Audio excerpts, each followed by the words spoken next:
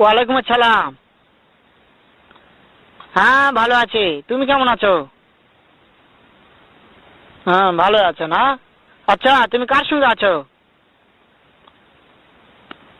ওই মাদার চোদের সঙ্গে। ওই মাদার চোর তো এতই হারামজাদা। ওই শুয়োরের বাচ্চা, ওই তো লটির বাচ্চা। ওই সাওয়াচুদির বেটা মাগিল লিসা, এতই মাগিল লিসা। ওই হারামজাদের আমি সামনে পাইলে একটা এমন একটা চটকানি মারবো, শালা মাদার চোদ।